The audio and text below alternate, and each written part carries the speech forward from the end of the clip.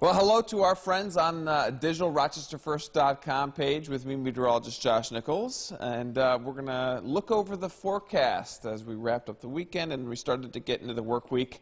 It's mild out there. It's kind of just on the threshold of, do I wear the winter jacket or do I break out the spring jacket? You're still wrestling with taking off the fur off the coat, aren't you? Yeah, exactly, right.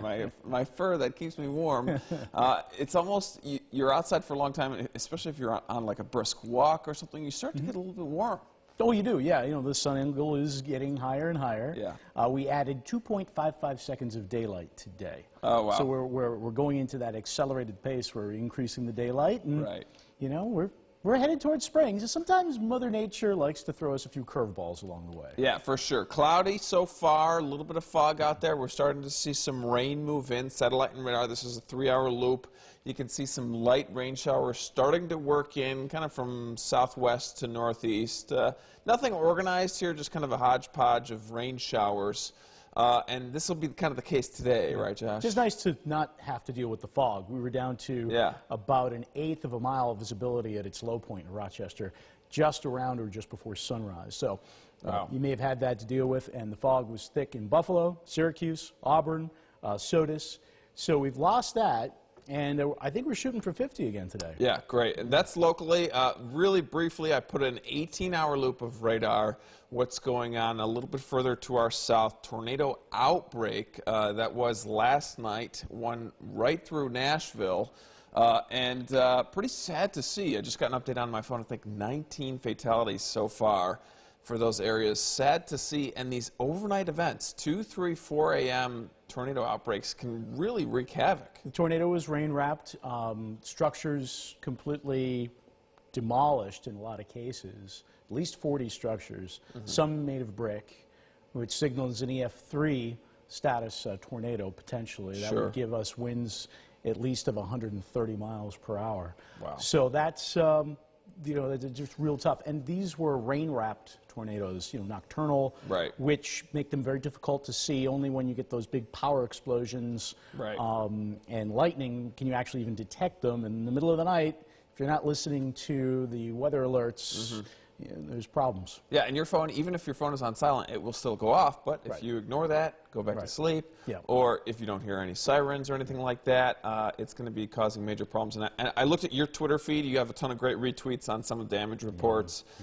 So, you know, check out social media for more information on that. Luckily, obviously, this is nowhere near us. But if you know friends, Nashville, downtown Nashville, pretty much, this went through. If you know friends or family that are there, definitely check in on them as they're dealing with that. For us, pretty comfortable. Mild there, 46 degrees. We're already well above average is 38, 39, I think, in early March. Yeah, they're 37, 38 degrees. And yesterday we were flirting with 60 in the southern and eastern Finger Lakes. Wow, yeah. 51 already now in Binghamton, I see. And the models are hinting that some of that milder air will again try to sneak up into the Finger Lakes today before this cooler air comes in. There is a cold front here back well to the north and west. So.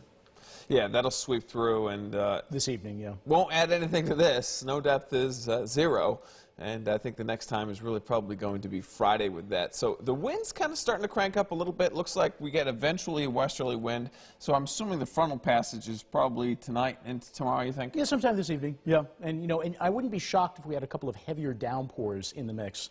Front has a little bit of gas to it, so we could easily see some of those showers be a little heavy at times. Yeah, there it is. There's some of those yellows that indicate that. And then overnight, as temperatures drop, maybe a little bit of a wet snowflake mixed in there. You think in some spots south? Yeah, I wouldn't rule it out. It's you know, it's like I said, we're getting further and further into March and further towards spring, so the wet snow likes to hang on in the hills, and that's certainly a factor. And it will be marginally cold enough overnight. I could see, you know, maybe Swain or Holiday Valley or Bristol maybe picking up on a quick little sugar coating of snow. Right. And then for Wednesday, looks like some more wintry precipitation later in the afternoon, you think? Well, I mean, just some scattered showers, maybe a wet snow flurry or two. This looks maybe a little overdone, but, you know, it'll be nuisance value precipitation. Right. Sure. Thursday, quieter, beautiful nicer. Day, yeah. I think Thursday looks good, and then next system moves in Friday, and we were talking earlier, that could be the potential for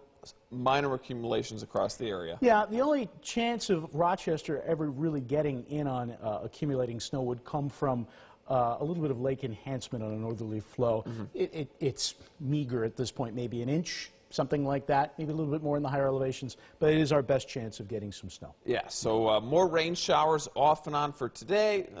Chance for some wintry mix, but really no impacts on travel. Any snow, next shot is really going to be Friday, and then, as we mentioned, looking pretty good for the weekend. Yeah, looks real good. I think we'll have a full sunshine Saturday afternoon, even on Sunday. Sunday's probably my weekend pick, 49, partly cloudy. Looks good. Yeah, great. Great for skiing, and hopefully some of those spots could get a little bit of some fresh snow, a couple of inches, maybe on Friday. That's the ... That's couldn't fit it all in. Yeah, right. Still thinking about that one, right? Like when you send a text message and you get the ... waiting for that one. We'll just put the emoji that goes like that. Yeah, there you go on Friday. But otherwise, getting ready for what should be a nice weekend, and then trending a little on the warmer side, even into the middle of the month, it looks like. Yeah.